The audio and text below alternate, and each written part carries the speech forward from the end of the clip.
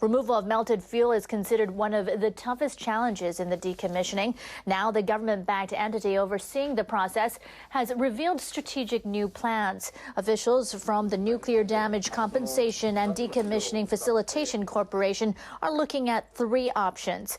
The conventional method involves filling the containment vessels with water, but that poses challenges of repairing potential leaks. The second option would allow workers to remove the melted fuel from the top of the reactor. And the third method involves creating a hole in the side of the container. Officials warn steps must also be taken to prevent radioactive materials from spreading in the air. They say high levels of radiation could affect not just workers, but robots and other machines. The Japanese government and the plant's operator expect to choose a method by 2017. The operator of the crippled nuclear plant in northeastern Japan is employing some high-tech help for the decommissioning. Officials with Tokyo Electric Power Company want to see inside a Fukushima Daiichi reactor, but it's too dangerous, so they're sending in a robot instead. 3 of the plant's reactors melted down after the March 2011 earthquake and tsunami. Workers haven't been able to determine the extent of damage or find molten fuel. High levels of radiation are keeping them away. TEPCO officials plan to put a remote-controlled robot into the number 1 reactor containment vessel. They'll be able to steer the snake-like machine around obstacles. They'll measure radiation and temperature levels, and the robot's camera will allow them to see the damage. Until now, they've used computer simulations to try to understand what's inside. They've gathered results indicating the nuclear fuel has melted and fallen to the bottom of the vessel. TEPCO officials hope that the robot will help them gain clues on how best to remove the nuclear fuel. Japan's nuclear watchdog is sending inspectors to monitor drills at idled reactors. They want workers to know how to deal with severe accidents before they're given the green light to put their plants back online. All commercial reactors are now offline. The Nuclear Regulation Authority has to determine whether the operator's measures meet the stricter requirements introduced after the 2011 Fukushima accident. 4 reactors have cleared the new regulations. 2 are in central Japan at the Takahama plant, and 2 are in the southwest at the Sendai plant. Operators are required to explain procedures to handle severe accidents. One example is preventing damage to the reactor core by using newly introduced emergency power generation vehicles and pump trucks. Participants will be told about the accident scenario, and they'll have to carry out the necessary procedures within a limited time. Similar checks will be conducted once a year to confirm that workers are capable of responding to accidents. Voters in parts of Japan are preparing to head to the polls to choose their local leaders. Many of them say finding ways to stop their communities from shrinking in size is a major election issue. They've seen the problem grow in certain parts of the country because of a rapidly aging population and low birth rate. NHK World's Tomoko Kamata joins us in the studio. Seeing that there are many communities on the brink of disappearing, I can imagine the candidates have a wide range of issues to discuss. How do you see the campaigns developing? Well, rebuilding local communities is the focal point of these elections. Candidates for 960 electoral districts in prefectural assemblies began their campaigns last week.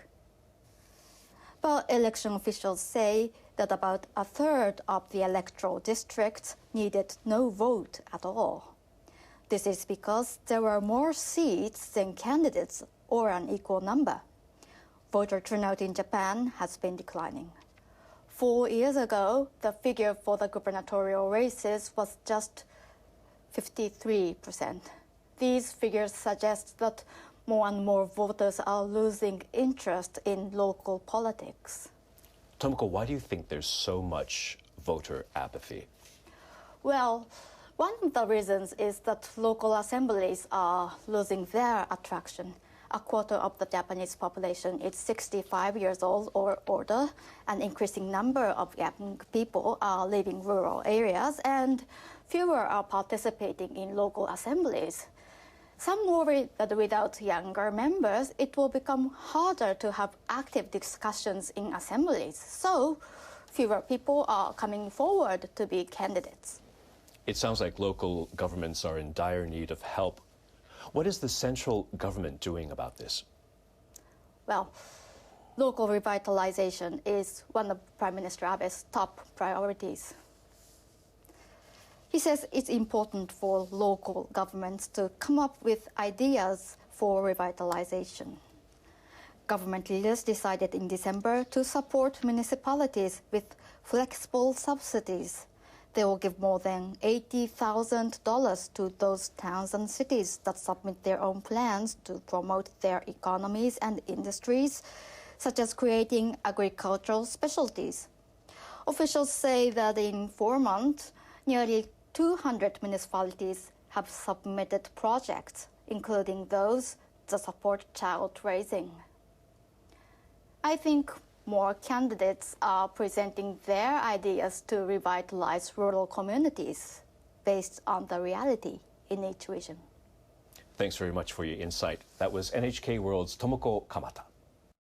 When the fish all die and the lakes catch fire, will it be worth it then? And when the cancer rate's 90% or higher, will it be worth it then? When the whole world's at war over water and oil, will it be worth it then? And when there's no more fighting, 'cause there's no more spoils, will it be worth it then? If not, what will it take to make you change your mind? What kind of sign could convince you that people are worth more than you can get from them? What has to happen before you embrace your part? Will it be too late to fix all the problems? You promised the market was sold out, 'cause economic growth won't save us. Cost of illnesses won't save us. Voluntary rules won't save us. Rich economies won't save us. When the glaciers are gone and oceans are too strong, will it be worth it then?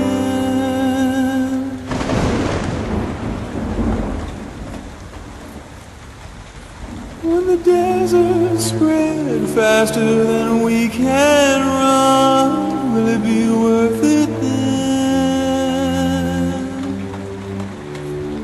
When the wind and the skies become our greatest threat, will it be worth it then? When military might won't pay our debt, will it be worth it then? If not, what will it take to make you change your mind? What kind of sign could convince you that people are worth more than